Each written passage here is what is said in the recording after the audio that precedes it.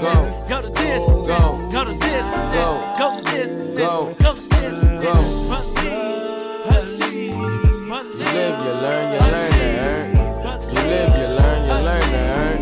You live, you learn, you learn to earn. Increase the wealth for my mind. Increase the wealth for my body. Increase the wealth for my soul. Let all be burn mine.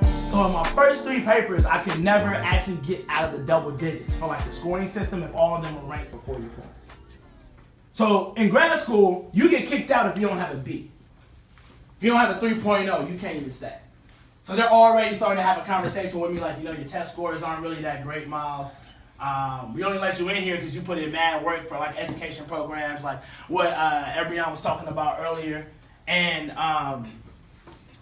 at the end of the day, you're not really reading or comprehending at the same level as everyone else in your class. You're not writing on the same level as everyone else. Like, maybe you're in over your head, maybe you want to rethink what you're doing here. And I'm like, damn, that's kind of messed up. Did you just tell me to drop out of school? That's how I took it, right? So now, I get mad. I'm not even gonna lie. I get mad. I get frustrated.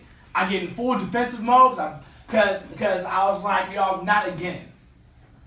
So when I was at Crenshaw, what happened was they put me in the gifted magnet and said, oh, your test scores are great. I got to the gifted magnet and realized everyone else was like those smart kids who could study first period and pass the test second period.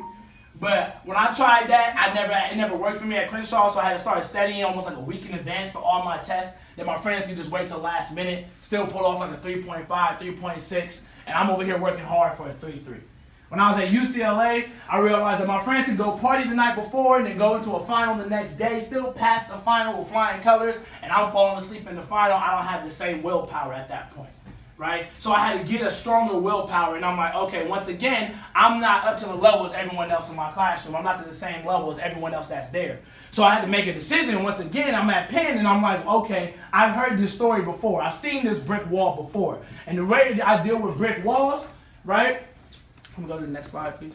The way I deal with brick walls is that I tap into my superpower, right? My superpower is perseverance, the continuous course of action despite difficulty. So every time I've seen a brick wall, I had 3 options. I'm either gonna bust through it, I'm either gonna jump over it, or I'm gonna jump around it. It might slow me down. 3 Fs in grad school will slow you down, right? But I said, okay, I persevere. I always find a way, right? At Crenshaw, if I wasn't the smartest person in the class, I was going to be the the most hardest working person in the class. So when I did graduate from UCLA, I did graduate from Crenshaw, although I started off at the back of the class, I finished at the front of the class as the top male graduate, right? And I had a 4.0 by the time I got there, but I started off like at the low 3, right?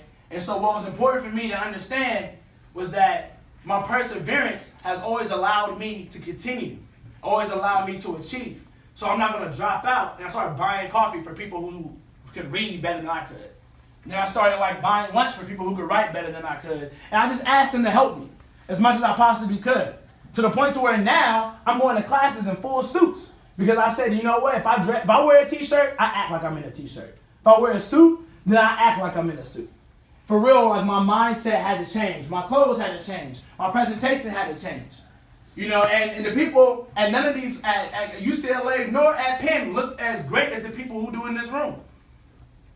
Usually there's like 2 of you in this room, but this whole class is still full. I actually took a linguistics class in this exact same room when I was at UCLA. I failed that class too. But I had to persevere no matter what. And so I want you to think right now about what's your superpower. Because at some point in time, life is going to punch you in the face. It's going to hit you hard. It may be in college. It may just already have happened. And if it already happened, I hope you got a strong jaw because it's going to hit you in the face again. Life is supposed to be hard.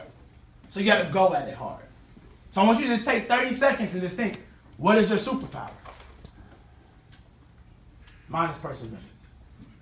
This, go to this, go to this, go to this, go to this, go. You live, you learn, you learn to earn. You live, you learn, you learn to earn. You live, you learn, you learn to earn. Increase the wealth for my mind. Increase the wealth for my body.